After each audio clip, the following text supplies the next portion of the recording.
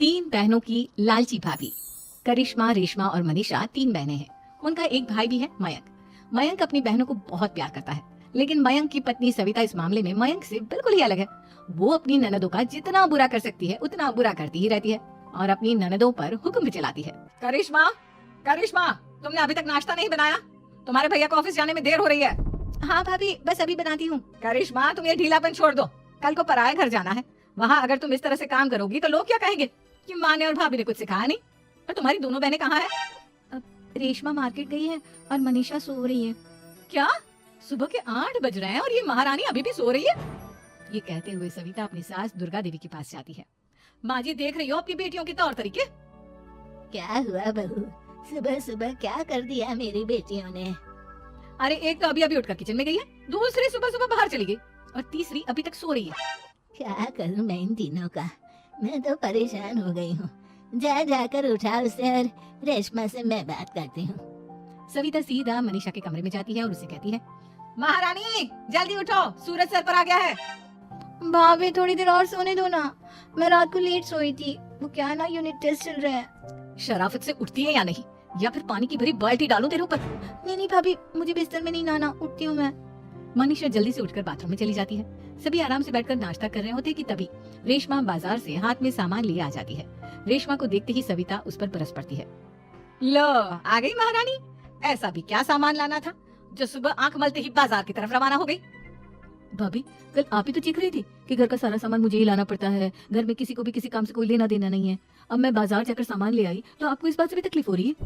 देख रही हो माँ जी, अपनी बेटी की जुबान कैंची से भी तेज चलती है। और मयंक, आप तो कुछ कहेंगे नहीं अपनी लाडली बहन को। रेशमा, अपनी भाभी से ऐसे बात नहीं करते, चलो माफी मांगो। भैया, मैं क्यों माफी मांगू? आप भाभी से बोलिए ना कि हम पर कम हुक्म चलाया करे। हम इस घर की बेटियां हैं और आपकी पत्नी की ननद है, नौकरानी नहीं। लो कर लो बात, इनकी भलाई के लिए कुछ भी बोलो तो इन्हें बुरा लग जाता है। इस घर में यही इज्जत है मेरी। देख लो माँ जी, आपकी बेटी किस लहजे में मुझसे बात कर रही है। सविता वहाँ से चली जाती है। मयंक को बहुत गुस्सा आता है, वो भी वहाँ से चला जाता है। फिर करिश्मा रेशमा को समझाती है, रेशमा, तुम्हें भाभी से माफी मांग लेनी चाहिए थी ना। लेकिन दीदी, मैंने कुछ किया ही नहीं, तो मैं माफी क्यों मांगू? हाँ करिश्मा दीदी, रेशमा दीदी जैसे ही घर में आई भाभी ही उन पर चिल्ला रही थी। हाँ, मैं मानती हूँ कि गलती भाभी की थी। मैं तो इसलिए बोल रही हूँ कि भाभी ने माँ को तो पूरी तरह अपने वश में कर लिया है। वो हमारी बात सुनती ही नहीं। मयंक भैया हमारे लिए हमेशा खड़े रहते हैं, इसलिए उनकी बात का मान तो तुम्हें रखना चाहिए था ना। कोई फायदा नहीं दीदी, कुछ दिनों की बात और है, भाभी उन्हें भी हमारे खिलाफ भड़का देंगी। फिर वो भी माँ की तरह हमारी किसी बात का विश्वास नहीं करेंगे। इसी तरह सविता अपनी तीनों ननदों को किसी न किसी बात पर परेशान करती रहती थी। एक दिन मयंक अपनी तीनों बहनों के लिए गिफ्ट लाया। करिश्मा, ये तुम्हारे लिए हार का सेट। रेशमा, तुम्हारे लिए सुंदर सी ड्रेस। और मनीषा, तुम्हें किताबें पसंद है ना, तुम्हारे लिए किताबें लाया हूँ। थैंक यू भैया। थैंक यू भैया, थैंक यू भैया। करिश्मा, तुम्हारा नेकलेस कितना सुंदर है, ये भैया कहाँ से ले आए होंगे? मैंने भैया को 3 दिन पहले फोन पर ये डिजाइन दिखाया था और आज भैया ये ले आए। सविता तो अपनी ननदों के गिफ्ट्स देखकर जल गई और करिश्मा का नेकलेस तो उसे भी बहुत पसंद आया था। अपनी बहनों के लिए कितना अच्छा नेकलेस लेकर आए हैं, मुझे कभी कोई गिफ्ट नहीं दिया। मैं आज ही ये हार चुरा लूंगी। रात में सविता करिश्मा का हार चुरा लेती है और इसी तरह उसे अपनी ननदों की जो भी चीज अच्छी लगती वो उसे मांगती नहीं, बल्कि रात के अंधेरे में चुरा लेती। इसी तरह दिन बीतते गए और सविता ने मयंक के दिल में भी उसकी बहनों के लिए नफरत पैदा कर दी। एक दिन मयंक ने करिश्मा और रेशमा के लिए रिश्ता देखा और ये बात उसने घर में सबको बताई। माँ, करिश्मा और रेशमा के लिए बहुत अच्छा रिश्ता आया है, वो लोग कल इन्हें देखने आ रहे हैं। आप और सविता मिलकर सारी तैयारी कर लेना। ये सुनकर करिश्मा और रेशमा खुश हो जाती हैं, लेकिन सविता सोचती है, अगर इन दोनों बहनों की शादी हो गई तो घर और बाहर का काम कौन करेगा?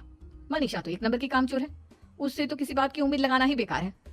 मुझे इस शादी को रोकना होगा। अगले दिन सभी लड़के वालों के स्वागत की तैयारी करने में लगे होते हैं। तभी मयंक अपनी बहनों से आकर कहता है, तैयार हो गई तुम दोनों? देखो, दोनों लड़के बहुत अच्छे हैं, मैं कोई कसर नहीं छोड़ना चाहता, इसलिए तुम उनके सामने अच्छे से बिहेव करना और अपनी भाभी से लड़ने मत लग जाना।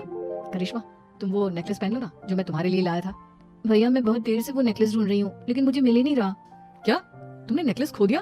तुम्हें पता भी है वो कितना महंगा था, तुम कोई काम ढंग से नहीं कर सकती। मयंक गुस्से में वहाँ से चला जाता है। थोड़ी देर बाद लड़के वाले भी आ जाते हैं। वो दोनों बहनों को पसंद कर लेते हैं और रिश्ता पक्का हो जाता है। लेकिन सविता के दिमाग में तो कुछ और ही खिचड़ी पक रही थी। वो पंडित जी के पास करिश्मा की कुंडली लेकर जाती है और उन्हें पैसे देकर करिश्मा की कुंडली बदलवा देती है। जब लड़के वालों के पास करिश्मा की कुंडली जाती है तो वो दुर्गा को फोन करते हैं। बहन जी, हमने करिश्मा की कुंडली अपने पंडित जी को दिखाई थी। आपकी बेटी की कुंडली नहीं बल्कि दोषों का पिटारा है।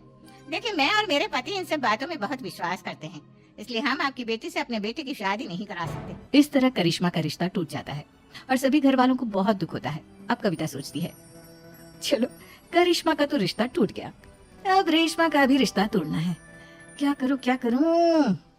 अब सविता आवाज बदलकर किसी अननोन नंबर से रेशमा की होने वाले ससुराल में फोन करती है। हेलो, मैं कौन हूँ कौन नहीं ये आपके लिए जानना जरूरी नहीं, बस इतना सुन लो कि रेशमा का 2 साल से किसी के साथ अफेयर चल रहा है। बस रेशमा का रिश्ता तोड़वाने के लिए सविता का इतना कहना काफी था। अब रेशमा का भी रिश्ता टूट गया। मयंक और दुर्गा देवी ने रेशमा को खूब खरी खोटी सुनाई और उससे बार बार उस लड़के के बारे में पूछने लगी। आप दोनों मुझे क्यों परेशान कर रहे हो? अरे कोई लड़का होगा मेरी लाइफ में तो मैं बताऊंगी ना, जब कोई है ही नहीं तो कहाँ से लाऊं मैं कोई लड़का? तेरे होने वाले ससुराल वालों को फोन किसने किया था? माँ मैं नहीं जानती किसने फोन किया था, मैं सच कह रही हूँ। मैं तो पहले ही कह रही थी इसकी लगाम खींच कर रखो, लेकिन मेरी सुनता ही कौन है? आप चुप रहिए भाभी, ये सब आपका ही किया धरा है। अब तीनों बहनों को विश्वास हो जाता है कि ये सब उनकी भाभी ही कर रही है। तीनों बहनें अपनी भाभी को सबक सिखाने के लिए एक वकील कर लेती है और घर में हिस्सा मांगा। देखो भैया, माँ बाप की जायदाद में जितना बेटों का हक होता है उतना ही बेटियों का, इसलिए इस घर के 4 हिस्से होंगे और हमें अपना हिस्सा चाहिए। मैंने तुम्हारे लिए क्या क्या नहीं किया और तुम इस घर में हिस्सा मांग रही हो? भैया आप और माँ हम बहनों की कोई बात नहीं सुनते हो, और भाभी हमारी शादी नहीं होने देगी क्योंकि उन्हें लगता है कि आप हमारी शादी में ज्यादा पैसा लगाओगे और उन्हें हम जैसी फ्री की नौकरानी कहाँ मिलेगी।